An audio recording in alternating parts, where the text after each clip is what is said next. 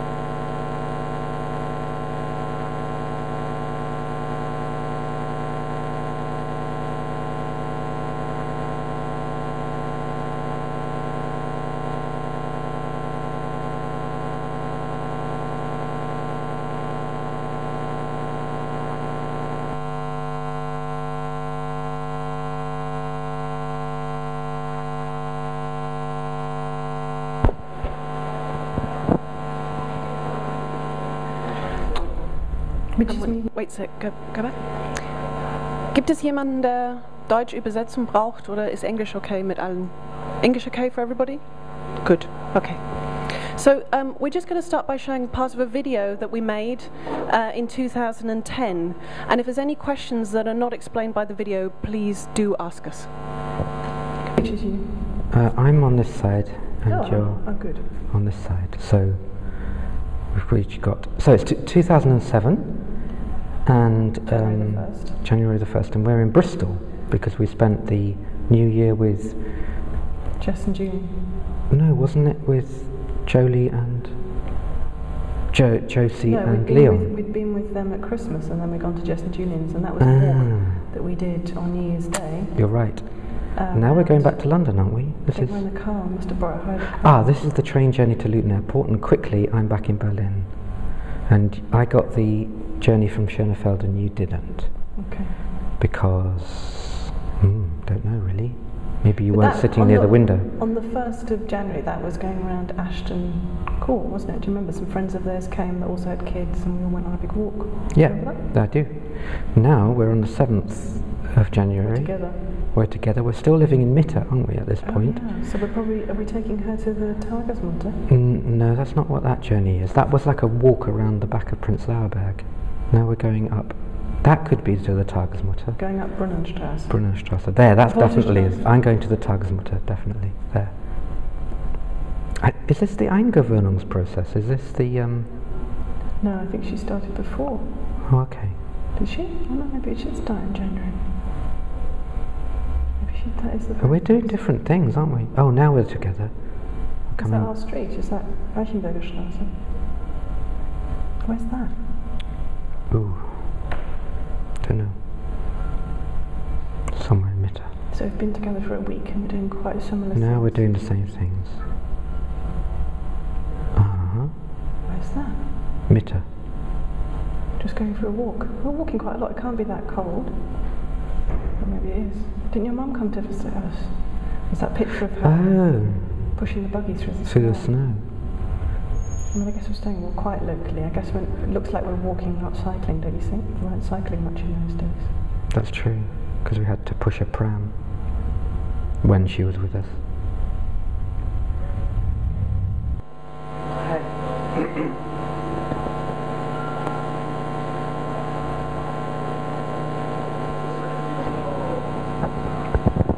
Okay, as you might have guessed after that video, we record everywhere we go with GPSs. And that was an attempt to use that data as a kind of mnemonic, so to try and remember, because it's quite abstract when you play it back. It's just lines going across a territory. And the idea is that actually that's our lives in there somewhere. And if you played it back with a gap of a couple of years, could you actually reconstruct those events? Does it function like a diary? And in a way that's a kind of performative video. It goes on for an hour of us trying to remember a whole year worth of data. And it started in a way for me first when I moved from London, where I grew up, to Berlin in 2001, and I kind of wanted to watch myself learn about Berlin. I don't remember learning about London because I was kind of too young to document that process for myself. I was kind of pushed down Oxford Street in a pram, so I'll never know when that first happened. But in Berlin I was 35, so I was a fully conscious adult with kind of, you know, all my abilities about me, and I can kind of say that I went down Friedrichstrasse for the first time in October the 10th, 2001. So I started first doing this in an analog kind of way with a map and just noting down where I'd been that week. And I wanted to see how I joined the city up. Like, I love these moments in a city like Berlin where you start off relying a lot on the underground, and you feel like a bit like a rabbit in a hole. You're under the ground, and then you pop up somewhere, and you kind of know that little area, and then it might be months, weeks, years before you really realize where that was. It happened to me the other day that I went to pick up a GPS in 2006 in like Schöneberg, and now we live there, and I've realized now where that was, that I'd gone. You know, it's these little journeys I wanted to kind of document. So in 2003 I first met one of these things, which is just like a GPS, a very, very basic GPS that people use for walking usually in the forests or the hills or the mountains, and it has no routing information in it. It doesn't have a map in it. It relies on you manually putting points in if that's what you want to do. But when you turn it on, it does a magical thing, which is as you move it starts to draw a line behind you. And that was my eureka moment of, aha, I can use this machine to automatically do what I'd rather laboriously been doing with maps up until that point. Because also, I don't know if anyone else has started a diary and by about the middle of January thought, oh, you know, I've missed so many days now, I'm going to give up. I'm not actually very thorough at some of that stuff, but I think technology is interesting because it is very thorough in a way. You turn it on and it does its thing. It doesn't complain. As long as you've got enough batteries to feed it and you care for it by downloading it and not dropping it and cracking its screen, it'll do what this boring thing for you. And this is the outcome of the first year, 2003 in Berlin. We lived up in Prenzlauer Berg off Schönhauser Allee up here, and Schönhauser Allee became the major artery to get back down into the middle of town.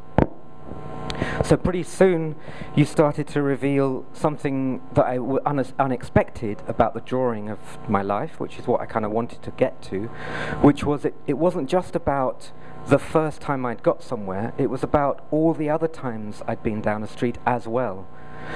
It started to become a full record of a use of a person in a city, and so you immediately see where I was mostly not just where I was once or twice. So I'm going to start. You can show this data in a number of different ways, and in this sequence what I've done is just added each consecutive year, so it kind of builds up a kind of thickness. In this year we moved from Prenzlauer Berg down to Mitte, down here, and you can see that that's altered the kind of center of gravity of the map. And in that year also, Soph was pregnant, and we were going to a lot of prenatal talks in the hospital down there. More living in Mitte, but in this year, I'll do this again. If you look in this area, we moved to Kreuzberg, so suddenly that little area gets drawn in. And I'll jump a couple of years again to this year, 2011, last year. Our daughter started to go to school here. So for many years I watched Dan do this process of walking by the edge of the pavement to get the best reception, because we are not part of the American military and don't have the best reception. We have about 10 meters accuracy on a good day, and I watched this for many years, and then I started to think about my own mobility, about how I'm moving around a city and how that changes when you have a child, how you suddenly start to not ride your bike so much, or by pushing a pram, or I started to take a walk with a 1-year-old who was interested in stones and pebbles. And the whole thing was starting to change how I actually moved around the city. And I thought, oh, what would it be like to think of it as a 1-year performance? There's an artist called Taishing Shea who did a lot of 1-year performances in the 70s. I'll do that for 1 year, but I have to admit I'm 5 years down the line and I'm still hooked. And people keep asking us when we're going to stop this, and I don't think we have any vision at the moment of actually stopping to do this every single day. So the other thing that fascinated me is it's a bit like that game that kids play of spot the difference. So you can tell that we live together, we work together, but actually if you start to go into the details of how we are moving around cities, when I'm not with Dan, I'm not following him on my bike, I start to navigate the city in a different way to him. So he uses a website quite a lot called BBB Bikes, which I can only recommend, which tells you the shortcuts, how to avoid traffic lights, how to avoid cobbles, and he loves to use that, whereas I'm quite happy to go up and down Skalitzer Straße, that nice big thick line across. And it doesn't bother me that that's not the prettiest route, or that I have 5 traffic lights. I know where I'm going. I think I'm about one of the only people that actually manages to get lost still with a GPS on a regular occasion. I think one of Dan's sad things about having a GPS every day is he feels that he can never get lost, but somehow I manage to still regularly get lost. One of the things we wanted to show you is that you can actually, of course, zoom in and see a lot more detail. This is what's roughly called Rangelkiez in Kreuzberg. And that great big thick line is going to the kindergarten every single day, going to the Kita up and down. And of course the street becomes thicker than it really is because of this inaccuracy of the GPS data. Rangelstrasse is not that thick. It's making it look like it's a great big main road, but it isn't. It's just the repetition. And there's actually an exhibition around the corner that we're involved in the Feuerwache, where we've engraved this with a laser into plexiglass, and you can see the depth of how that's actually going. If you look through the side of the plexiglass, you can see that that starts to build another kind of topography of a city through us using it. It's like we think of it as a kind of rubbing of the city in a way, by the way in which we use it, and the shortcuts that we take across Görlitzer Park to the Kinderbauernhof. Next one.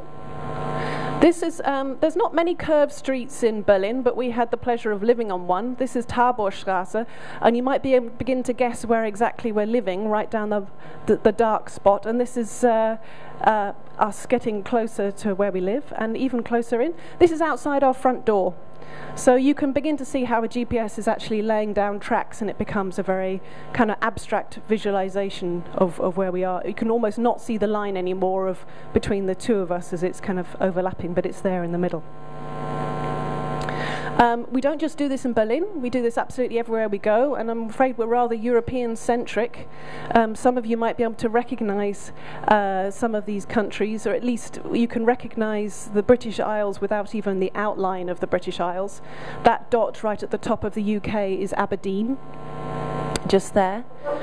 We don't record, one of the things that's missing is we're not able to record flights or high-speed rail. High-speed rail has something in the windows which doesn't allow GPS reception, and flights we already are suspicious enough going around with a GPS. We get asked questions going through security all the time, and to ask on EasyJet if we could always be by the window is just too much stress. So we've just given up on that. We did a few secretly in the beginning, and then we just realised actually they're dead straight lines. You know, flights are very, very straight journeys.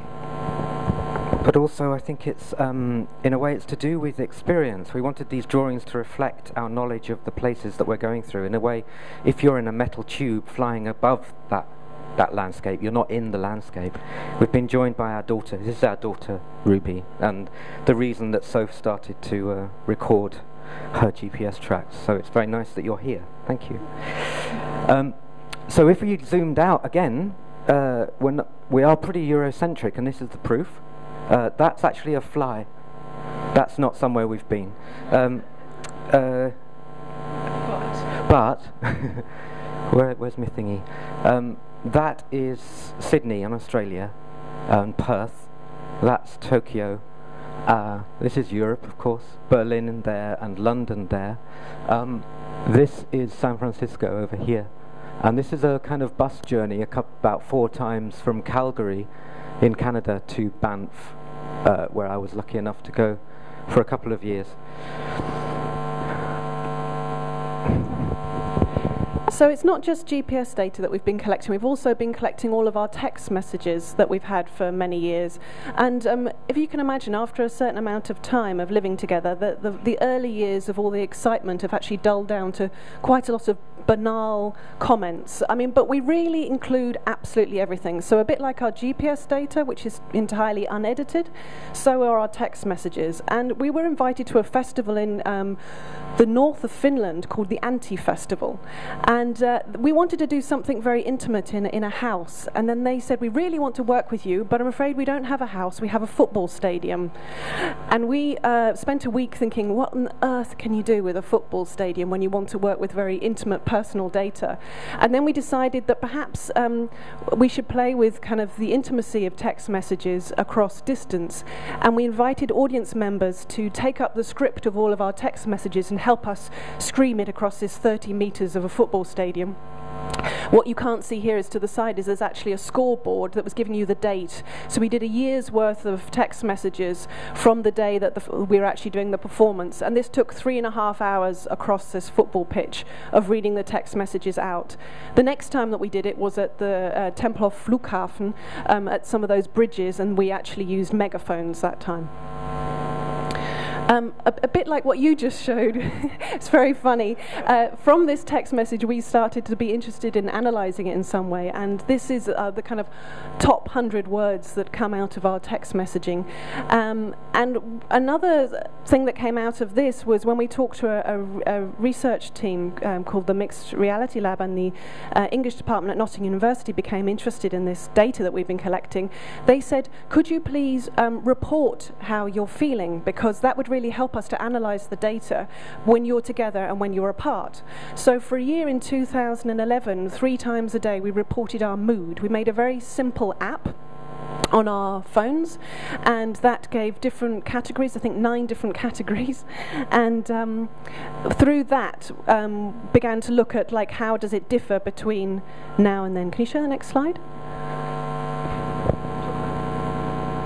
Yes, so for a whole year, 2011, we, you said this, 3 times a day, we reported our mood. This is graphs of just the happiness. We reported on 7 different moods that we arbitrarily selected.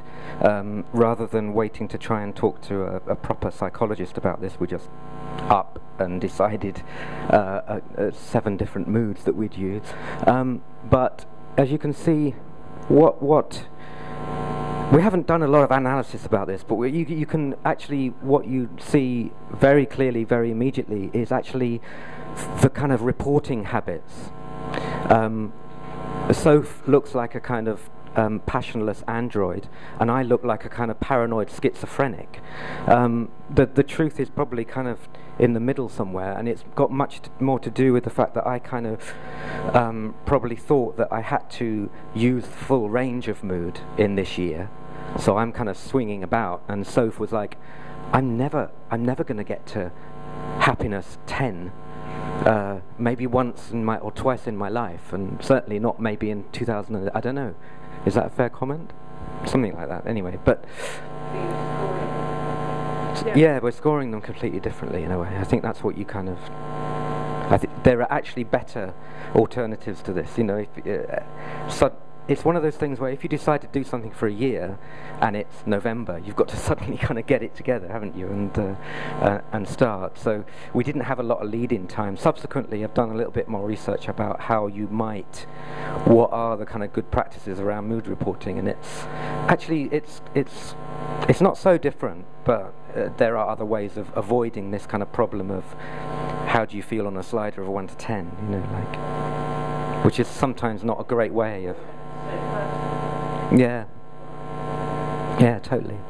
But this was rather fun. This is a kind of joke graph in a way. It's a real graph, but it's rather alarming for our relationship, because this is on the left-hand side of each graph is when we're apart from each other, and on the right-hand side is when we're together. And my moods always go up quite a lot. I mean, my security gets really much improved, and my happiness goes up, and you know, all my sense of being, weirdly, my sense of being loved goes down a little bit. But Soph's, on the other hand, her kind of sense of security plummets when I'm around, and I think it doesn't really bode well. But we're still together. It was a very, very small data set, I have to say. It was over a couple of months and not over a whole year, so we can say that. It was a couple of bad months. Yeah, that's it. So I think we're open to kind of conversations now about, like, perhaps GPS or personal data and using real life data, both GPS, text messaging and mood reporting, and any other questions that people might have.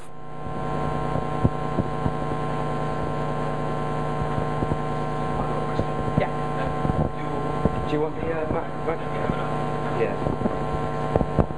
Hello, I've got a question. You're recording lots of things continually, so you're trailing all these lines behind you. Is it weighing you down at all? Like hauling a parachute behind you wherever you go? That's something that comes up a lot. Is, wow, you're doing a lot of kind of self-surveillance, you know, is where do you get time to live your life between these practices in a way? But there's actually what the piece that's in the exhibition that Soph talked about is a listing of the total recorded amounts of time over 5 years in the different places we've been to. And what you immediately see is, I think I've only got like 50 days of continuous recorded time in Berlin over a 5-year period.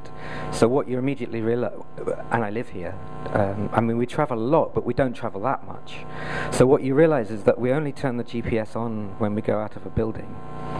And quite a lot of the time we're clocking up a lot of miles, like off record, like Soph says, in the sense that we're not turning it on in a plane. We're not tracking ourselves as we sleep. We don't do stuff. It doesn't work in a building. Most of our lives are lived in buildings. So when you start to look at the data, it's actually quite a small bit of what we're doing. And even the text messages, they form in little clusters. If you plotted them out on a timeline, you'd see that there might be days when we actually don't send a text message to each other, and then there are a few little, can you get the milk? No, you know, like that, around a certain point, and there are massive gaps in between. So showing this data is a little bit like compressing all that stuff and then showing you the bits that we've recorded, but actually most of the time we're not actually doing that. However, I would say that as I'm stuck in a traffic jam on a bus, I have a lovely feeling of productivity, because I know that I'm adding to something. You know, I'm practicing our artistic practice on the bus this is why we got this little kind of rubber suction thing so that we don't have to hold it to the window all the time, because the longer train journeys, your arm gets a bit tired. But so yeah, I mean, does that answer your question, Lawrence?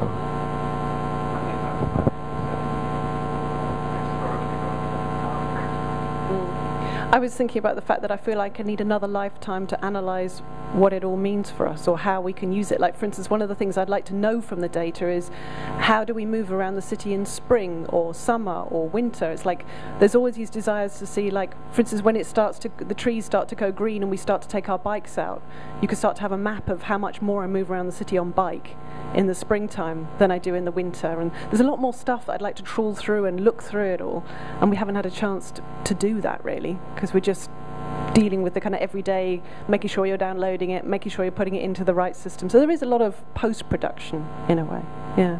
But metaphorically, I don't know, I'm quite shocked at how habitual it is. So when I go out, I look to see if I've turned it on, and I've turned it on before I've realised I've turned it on. So I've already turned myself into a kind of, I've become one with the GPS in a funny sort of way. It's kind of frightening that how much that's now going on, or part of my daily life. Same for you, isn't it?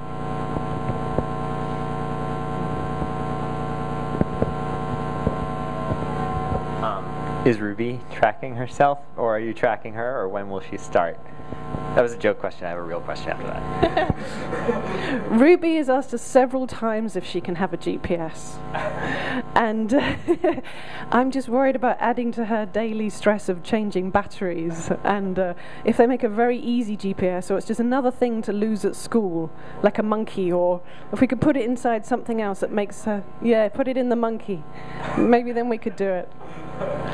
Yeah, we could have, of course, had a complete record, but then you rely on a lot of other people that are looking after her every time she goes out somewhere. And I think I want it to be something that you can do when you can care for all the stuff around it, when you can change the batteries, when you realise that it needs downloading. And that's a lot of responsibility to put on somebody else. So, well, she does ask. She does want one. And she started drawing maps before people. She would draw us little maps before she draw stick people. So, yeah.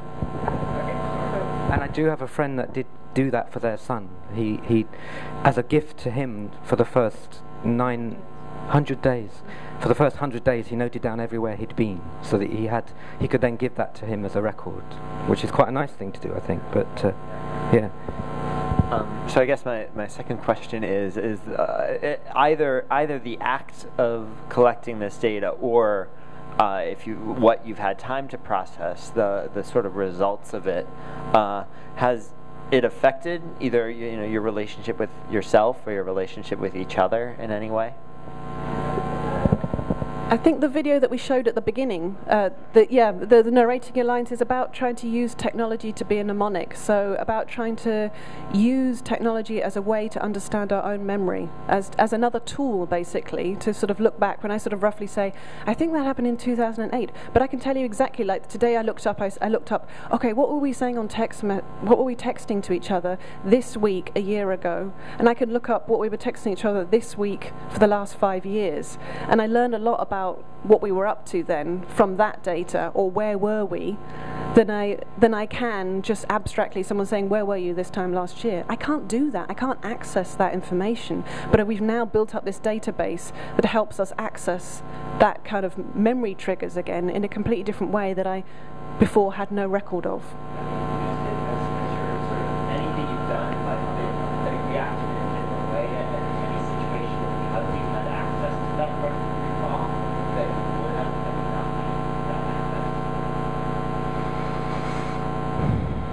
Well, I mean, I guess we use it for performances, and we use it to make artworks, so in that way, yes. And we kind of are interested in now trying to sort of start to layer up, what does a year look like? And where am I moving? Where am I going? People ask us continuously, do you go specially somewhere at the weekend to fill your map in? And we try not to do that. Occasionally we get seduced by somebody else who says, I can see that you haven't been to the Tegeler Forst. Do you want to come and see some Wildschweine, which is like these wild boars? And we get seduced of like, okay, knowing full well that they are also manipulating in our map, because they've seen that we've not been there. So this is kind of torn thing of like, okay, you're sort of leading us astray, but it's a kind of astray that we could be interested in, and so that's a tension between.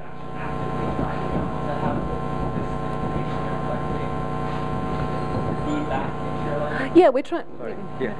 Sorry. It's because in a way it's about tracking a life. It's not about, look, I can fill in every street in Berlin. You know, like there are people that, you know, there's Jeremy Wood is an artist that does GPS drawings, so he will go and do a drawing on a city. And I was interested almost in the reverse of it. I was interested in I want to see at the end of my life everywhere I've been as a kind of like an impossible vision flashing before me in a way. And yeah, so we try not to do that thing, because it's very tempting, of course, to go, oh, we're not in Moabit very much, let's go and like walk around the streets and stuff.